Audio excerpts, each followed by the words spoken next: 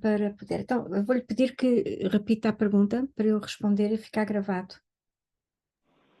A questão vai no sentido de perceber se somente após se atingir essa paz de que fala é que se poderá iniciar ou não o processo de criação. Era essa a minha questão. Muito obrigado. Bem. Diogo, o processo de criação é um processo último da nossa evolução, do nosso regresso a casa, mais propriamente. A criação consciente é um estado de êxtase e de abertura e luz que não tem palavras para se definir. E, portanto, para chegarmos ao estado de criação, temos que estar já num estado de presença e de abertura e aceitação incondicional, bastante grande. Daí que, respondendo à sua pergunta, quanto mais estivermos livres de dualidade, ou menos presos dentro da dualidade, mais fácil é entrar em conexão com o estado de êxtase da criação. E chega a uma altura em que não precisamos de estar totalmente, porque nós vivendo na dualidade e ficando aqui, vamos tendo sempre desafios que a dualidade vai trazendo, porque temos históricos, e às vezes esses históricos ainda mexem aqui ou ali ao longo do tempo. Portanto, há sempre aí qualquer coisa, mas não é preciso, eu acredito que não é preciso totalmente estar em estado de graça contínuo. Mas, desde que estejamos em estado de presença consciente, em acolhimento total, e se nesse acolhimento não vier nada à consciência de energia presa, então aí estaremos prontos para poder fazer um ato de criação consciente. Não sei se respondi aquilo que queria, se não, pergunte-me de outra maneira. Adorei a resposta. E então surge-me outra questão neste sentido, que é como viver nesta dualidade com essa consciência em processo criativo. Não sei se estou a conseguir passar também a questão, mas eu acho que é um pouco por aí. Ou seja, como é que eu integro em mim essa ausência, ou seja, temporária, momentânea, instantânea, alternada, intermitente,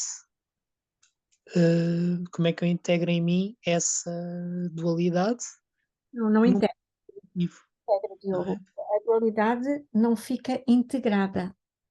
A dualidade, à medida que uh, nós fazemos um desmame energético quando estamos a trabalhar as questões da dualidade, estamos a fazer um desmame energético.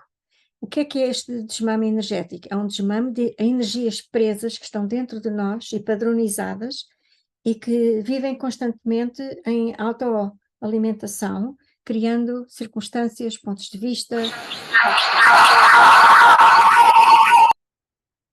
criando, desculpe, foi aqui uma senhora que entrou, criando, portanto, uma série de dinâmicas de relação connosco e com o mundo que vão fazendo a nossa vida, no fundo. Então, quando estamos na dualidade, eu digo estar na dualidade, ou aqui pode ser estar na dualidade em ressonância energética com a dualidade é uma coisa. Estar na dualidade sem ressonância energética é outra.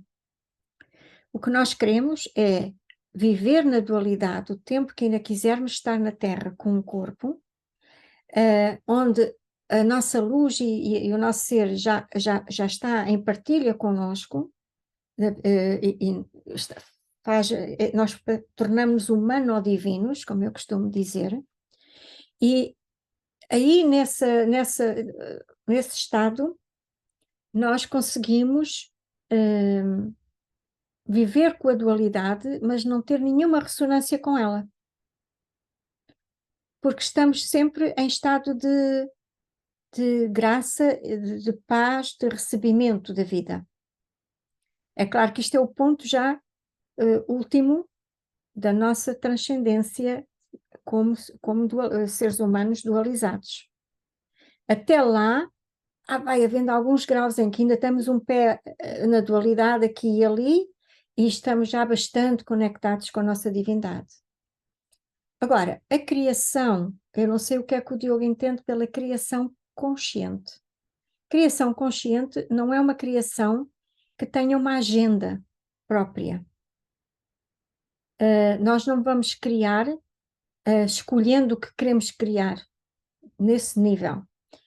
A criação é um estado de criação, que agora não daria para explicar isso, tínhamos que trabalhar uma série de outros conceitos, mas a criação é o estado de êxtase natural do ser. E quando conseguimos conectar com esse estado de êxtase, de grande alegria, uma alegria totalmente sublime, que é impossível de descrever, esse é o estado natural do ser, da nossa alma. E é o estado a partir do qual nós, em conexão com esse estado, deixamos que a criação aconteça. Ela vem ter connosco e serve-nos de uma maneira muito melhor do que qualquer plano humano podia dar-nos. Tudo vem a nós. É o estado de graça natural. Agora, não pressupõe intervenção mental. É intervenção de interesse disto ou daquilo. Podemos ter esses interesses, mas no estado de criação, simplesmente, há uma entrega e uma rendição ao que é, e também o recebimento da criação, que daí se organiza e nos serve a cada momento da nossa vida. Ficou mais ou menos percebido? Ou pergunto se precisar de outra maneira. Eu acho que está claríssimo. Muito Pronto. obrigada. A questão aqui da criação, e eu também tenho um entendimento equivalente ou parecido, talvez não tão consolidado e estruturado como o seu, mas sim, revi muito nas suas palavras. A minha questão aqui então vem agora, e eu acho que respondeu isso praticamente no final, que tem a questão do estar ao serviço, não é? Esse processo implica a total ausência da mente, no Sim. sentido de nos estar a condicionar de alguma forma, mas há um sentido de servir e de deixar acontecer, deixar fluir. Não sei se partilha, pronto, e com isto eu termino, também não quero monopolizar a conversa. Muito obrigado. Eu gosto imenso que as pessoas partilhem e façam, porque é assim que nós conseguimos expandir as possibilidades. É ótimo. Eu tenho pena às vezes é que as pessoas se retraiam. Diogo, sim, é assim, eu concordo 100%. Quando nós estamos totalmente integrados na nossa divindade, não existem necessidades, não existem limitações, não existem julgamentos. Isso tudo já foi. E, portanto, o que é que acontece? A criação serve-nos de forma extraordinariamente luminosa e serve-nos de uma maneira que o ser humano não conhece sequer, porque as coisas chegam a nós antes de nós sequer percebermos que gostávamos de as ter. É um estado de plena prontidão de serviço, a energia serve-nos e nesse serviço todo constante nós tornamos-nos também capazes de servir outros, mas servir outros no sentido da nossa presença e da nossa luz. Só as pessoas que estão muito já abertas, conscientes e na sua luz e na sua presença, podem de facto estar ao serviço dos outros, porque eles não têm condição, não existe condição alguma de eles se diminuírem pelos outros, ou pelo sofrimento deles, ou pelas suas questões. Eles são a luz que vai com eles, não é? Eles viajam por entre o mundo, por entre multidões, se quiserem. Podem estar num banco de jardim e a irradiar a sua luz e a ajudar imensas pessoas que nem sequer sabem o que é que lhes aconteceu e porquê. Que é aquilo que alguns mestres que viveram na Terra conseguiram fazer e mostraram. Sim? Sem dúvida, sem dúvida. Uhum. É muito interessante eh, todo esse percurso e toda essa partilha que faz e dos mestres. A questão da criação e de estar ao serviço sem a necessidade, não é? Também me leva a outra questão que é como sobreviver nestes tempos, não é? Porque esses mestres conseguiram de alguma forma e vieram dar o exemplo. A Exatamente. outra questão é, os tempos mudaram, estamos a viver outros tempos, como é que vai ser isso, com esta mudança? O que é que podemos esperar, ou o que é que estamos a ver, qual será a tendência, ou qual será o caminho para, para daqui para a frente, e desenvolvermos ou integrarmos ou replicarmos ou amplificarmos, não sei, ou expandirmos aquilo que também já foi feito por outros mestres, não é?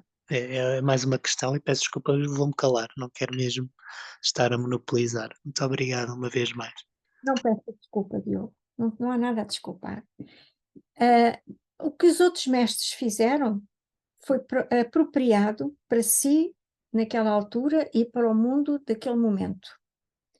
Os mestres de hoje têm os desafios do momento em que estamos a viver.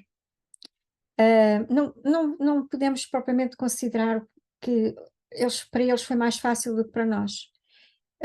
Talvez sim, talvez não, mas isso não é meramente especulativo. Porque o processo de transcendência é um processo sempre bastante desafiador. Tem sido sempre ao longo dos milénios. Agora, o que acontece de diferente hoje em dia é que nunca a humanidade esteve pronta para tantos seres humanos transcenderem de uma só vez. Porque os casos que têm havido ao longo dos séculos têm sido isolados, únicos. Quer dizer, é um mestre aqui, um mestre ali, outro mestre ali, etc. Agora, o que está a acontecer é a evolução da consciência está a abrir-se de tal maneira que toda esta humanidade vai dar origem a uma nova humanidade que nunca aconteceu antes. E essa nova humanidade vai ser apoiada, digamos, por uma minoria, eu não gosto da palavra minoria, mas por alguns seres humanos, bastantes. Eu digo alguns em relação aos bilhões que existem, mas provavelmente alguns milhões ou milhares, não sei. Há um movimento de seres humanos que escolheram chegar à sua última vida nesta altura e serem o farol, digamos, as âncoras para esta nova humanidade. E, portanto, estas condições são diferentes na medida em que é uma ascensão, não é bem é uma realização, uma iluminação quase grupal.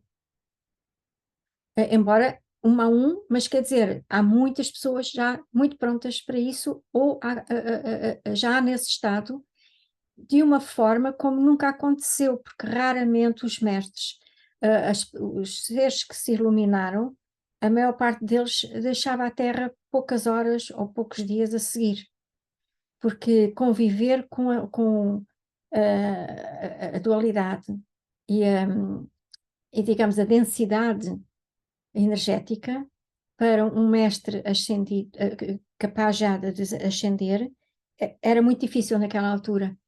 E eu digo-lhe porquê? Porque agora, cosmicamente, já aconteceram mudanças na Terra, energéticas, que permite que esta fusão do humano e do divino aconteça na Terra, em formato humano. Isto é, o humano e o divino a continuarem a viver juntos, integrados na Terra, coisa que nunca foi possível antes, porque a densidade de consciência na Terra era muito grande.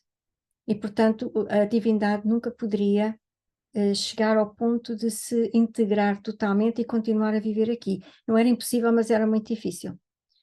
Com aquilo que aconteceu em março, que houve um abrir grande de, do véu que separava os seres humanos da sua divindade, isto começou a abrir bastante, e nesta abertura, muitos seres humanos que já vieram com essa intenção, fazer disto a última vida, e fazê-lo de uma forma que nunca tinha sido feita na Terra. E, portanto, há pessoas todos os dias, por esse mundo fora, a iluminar-se, ou em estados já muito adiantados de pré-iluminação. Portanto, é diferente agora porque as condições evolutivas são diferentes, mas o processo em si é o mesmo, só que a maneira como é feito é diferente, dadas as novas condições evolutivas que nós estamos a viver.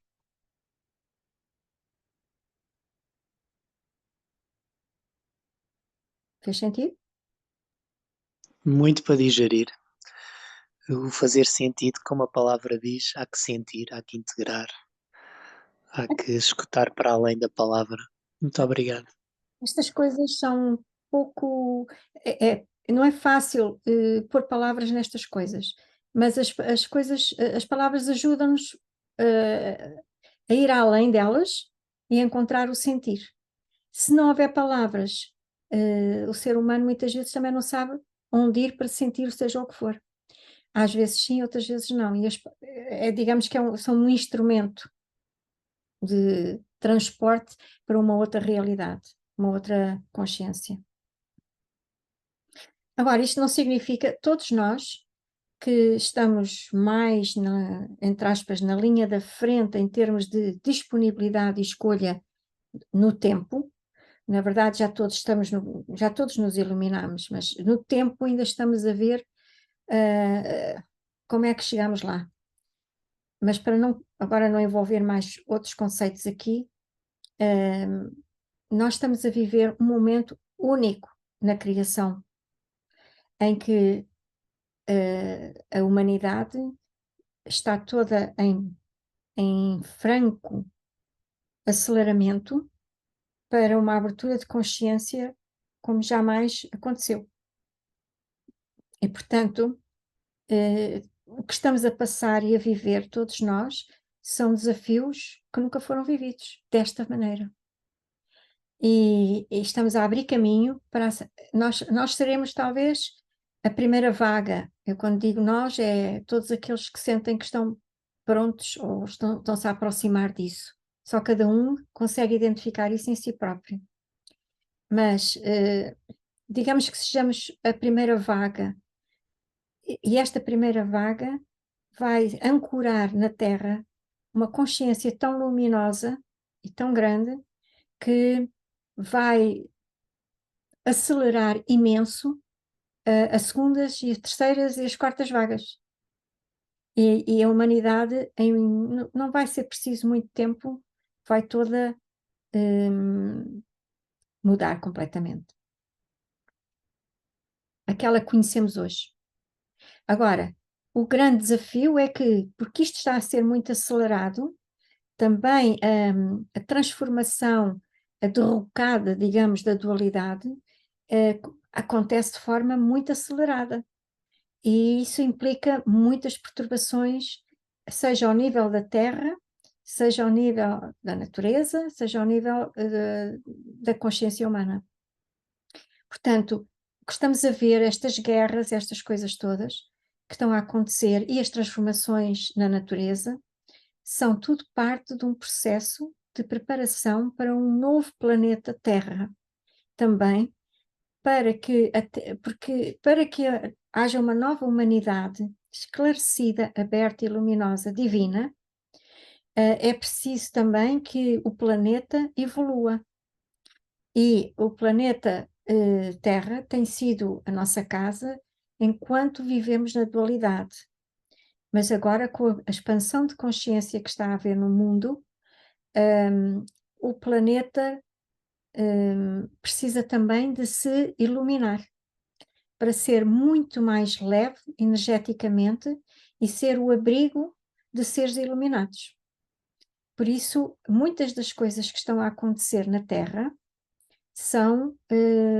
não são propriamente só porque o ser humano fez isto ou fez aquilo, é muito mais do que isso, embora o ser humano às vezes também exagere e uma coisa junta-se à outra, mas mesmo que o ser humano não fizesse, às vezes, as aberrações que faz com a natureza, de qualquer maneira ela teria de ser alterada, porque também ao longo dos milénios, mesmo a própria natureza e a fauna, a flora, tiveram ajustes. Houve épocas em que muitos animais desapareceram e apareceram outros. Muitas espécies existiram, desapareceram e apareceram outras. Porque isto é um processo de adaptação do planeta aos diversos estados de consciência dos seus habitantes. E ele vai se preparando para acolher exatamente esses novos estados de consciência também, como a nossa casa experiencial agora e daqui para a frente.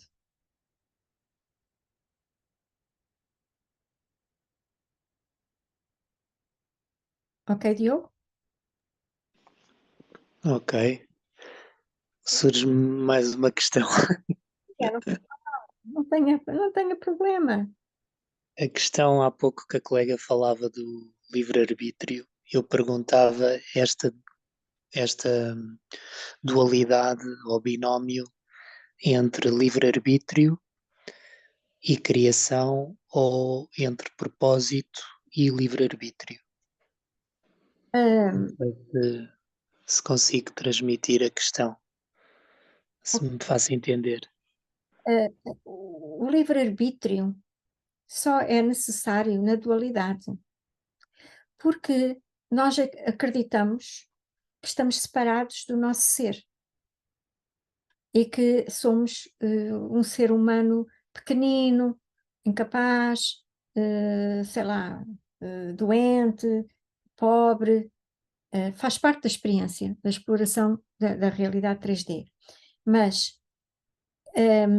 o livre-arbítrio é aquilo que nos permite, dá-nos o direito de escolher o que queremos experienciar e quando.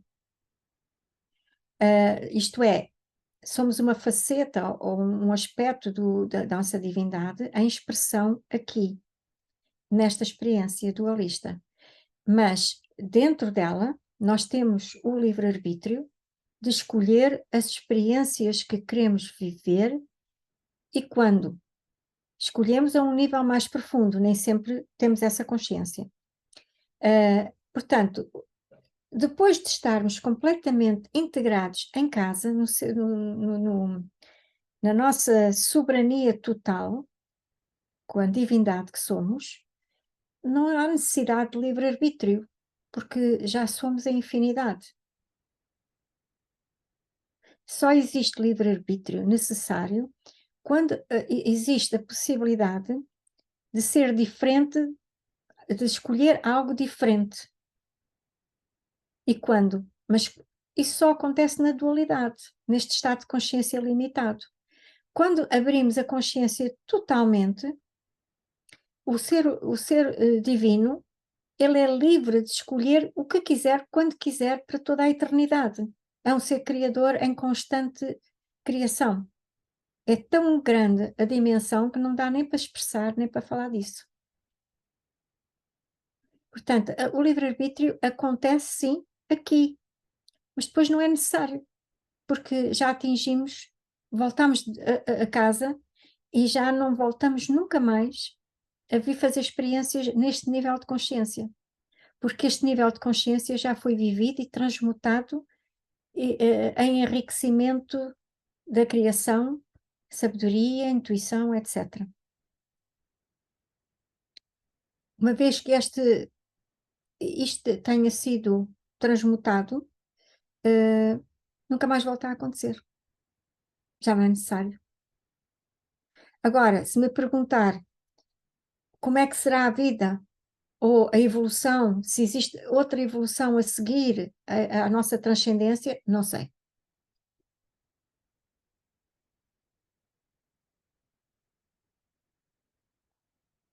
Mas, entretanto, aquilo que já sabemos já nos dá muita coisa para trabalhar e para nos dedicarmos. Sem dúvida, aqui entra depois a questão do propósito. Não sei se há alguma relação com o que aí virá ou com aquilo, a razão pela qual estamos aqui, não é? Eh, Então, ou se será só a aprendizagem, a escola da vida. não, não há aprendizagem nenhuma. Nós não estamos aqui para aprender. Eu sei que na dualidade acreditamos que sim, na dualidade acreditamos que fizemos um mal, o Adão e a Eva, e que agora estamos a pagar pelos pecados, isso é tudo uma grande treta.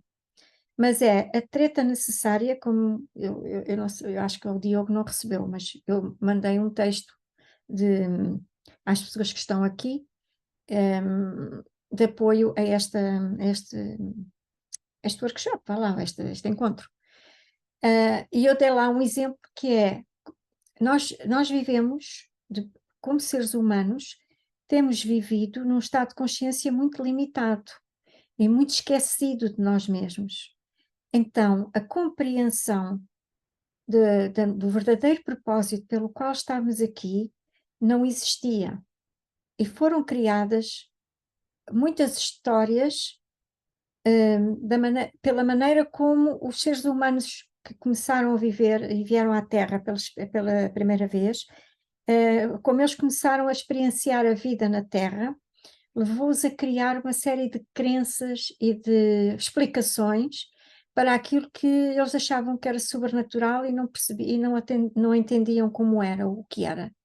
Daí que surgiram muitas crenças e muitas religiões de criarem deuses nas forças da natureza, ou nos animais, ou nos rios, porque havia a centelha divina dentro de cada um, mas quando a vinda à Terra aconteceu, e foi acontecendo até hoje, não é? Mas nos primeiros tempos, essa vinda à Terra foi bem difícil, porque nós éramos anjos em total liberdade e viemos experimentar uma dimensão que nunca tinha sido experienciada ou percebida.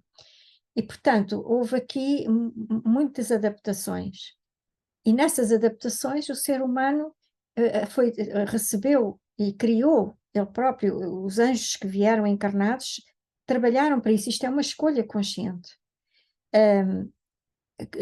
Criaram um corpo e uma mente para os poder servir, para poderem encarnar num planeta físico.